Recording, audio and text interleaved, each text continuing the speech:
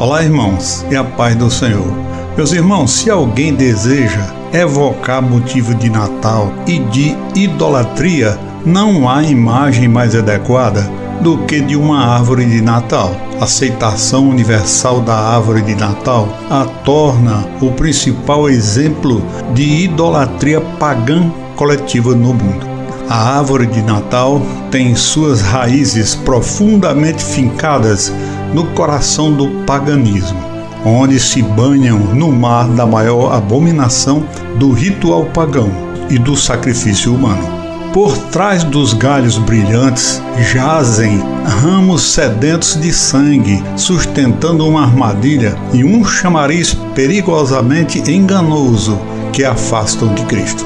A árvore tem sido o emblemático motivo da idolatria pagã muito mais profundamente nas páginas da história do que os 2000 anos desde que Cristo caminhou sobre a terra. A influência de árvore tem sido tão prejudicial que a Bíblia nos dá um claro aviso sobre o seu uso e uma descrição tão precisa que qualquer criança do primeiro ano do ensino fundamental entenderia que a Bíblia está descrevendo o que hoje chamamos de árvore de Natal. Essa árvore é tão querida hoje em dia que muitas pessoas, se não a maioria, não reconhecem que ela é um ídolo. Finalmente, enquanto o mundo se reúne sob a sombra da árvore de Natal, os seguidores de Deus que levam a sério a fé devem ponderar as palavras imortais do livro 2 Coríntios, capítulo 6, versículo 17, que diz assim: Portanto, saiam do meio deles e separem-se, diz o Senhor. Não toquem em nada impuro, e eu os acolherei. Alguns dizem que Martinho Lutero inventou a árvore de Natal. Isso não é verdade. William Walsh, autor de A História do Papai Noel, afirma: esta é uma lenda muito bonita, mas é lenda, não história, e que não merece mais crédito do que o folclore ou os contos de fada. Essa utopia evoluiu a partir de práticas paganas que antecedem não apenas Lutero, mas o próprio Jesus Cristo. Como assim? Visto que Lutero viveu antes do advento da eletricidade, o costume de iluminar a árvore com velas seria bastante perigoso para as pessoas, dada a natureza inflamável de um pinheiro morto. De um ponto de vista mais cristão, mesmo que Martinho Lutero tivesse introduzido a ideia de iluminar a árvore de Natal, ela em si ainda tem origem pagã e não possui qualquer relação com a adoração a nosso Senhor Jesus sobre uma perspectiva bíblica. Ao longo da história, as pessoas incorporaram árvores em suas práticas religiosas. A árvore se presta facilmente à majestade na adoração da natureza.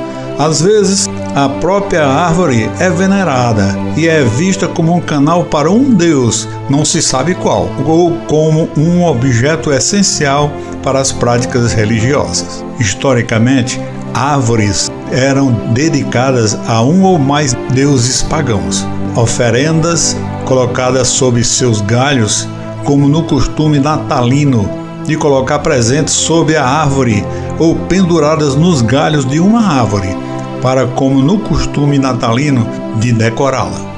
Na Assíria antiga, o rei Assurnassipal II, que governou de 883 a 859 a.C., ele fornece evidências físicas diretas que as árvores eram decoradas e incluídas em ritos religiosos, quase 1000 anos antes do nascimento de nosso Senhor Jesus Cristo, o que contradiz diretamente a noção de que a árvore de Natal foi criada para a celebração do nascimento de Jesus. Portanto, meus irmãos, a decoração de árvore é um elemento comum em escrito há milhares de anos antes de Cristo. Ao longo da história, a árvore esteve tão ligada ao paganismo que muitas vezes é difícil discernir onde termina a realidade e começa o mito.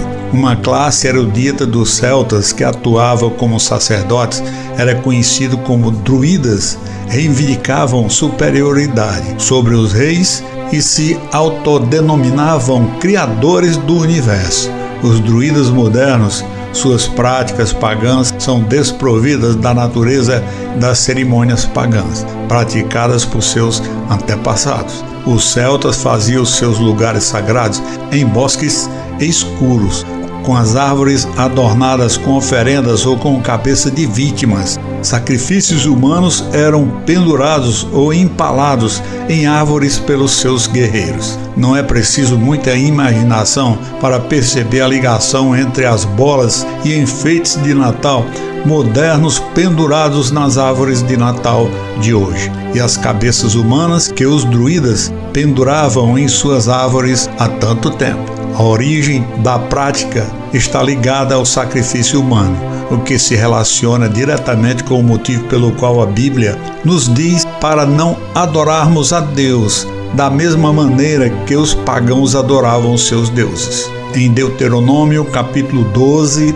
versículo 30. Cuidado para que você não seja enredado, seguindo-os depois que forem destruídos diante de vocês, e não pergunte a respeito dos seus deuses, dizendo: como essas nações serviram aos seus deuses, assim farei eu também. E observe que em Deuteronômio, capítulo 12, versículo 31, não faça isso ao Senhor, o seu Deus, porque eles fizeram aos seus deuses tudo o que é abominável ao Senhor e que ele odeia. Até os seus filhos e suas filhas foram queimados no fogo aos seus deuses. Esses versículos bíblicos nos dizem para não adorarmos a Deus da mesma maneira que os pagãos adoravam os seus ídolos, e também nos dizem para não acrescentarmos nem retirarmos nada dos rituais que Deus nos deu para seguir. A Bíblia não nos instrui a celebrar o nascimento de Cristo e proíbe especificamente o uso de árvore em ritos religiosos. A razão para isso é óbvia.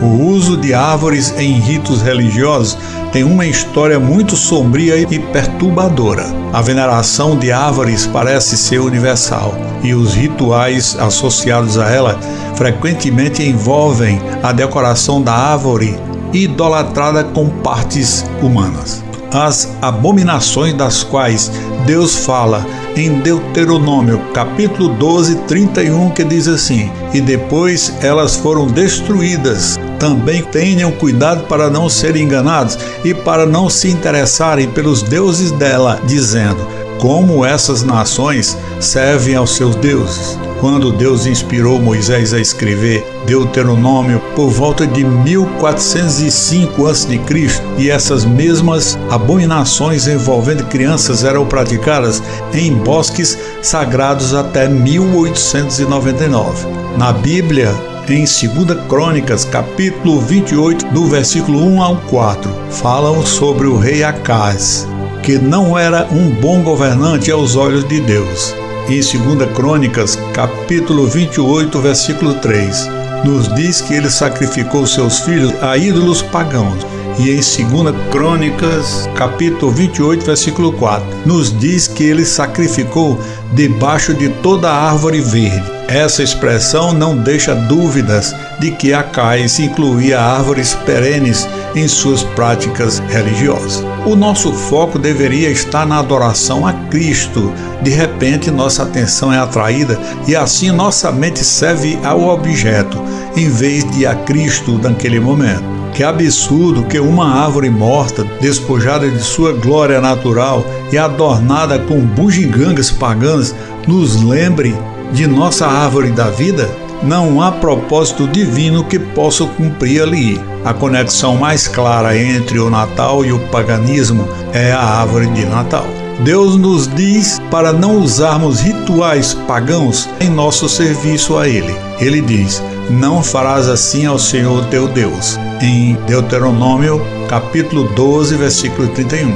Porque os pagãos cometeram toda abominação. A árvore de Natal é o exemplo perfeito disso. Os pagãos penduraram partes de corpos humanos do precursor da árvore de Natal ao longo da história. Eles traziam seus filhos em potes para morrerem sob as árvores em supostos bosques sagrados. O emblema do Natal deriva, possivelmente, do ídolo mais abominável da história das abominações.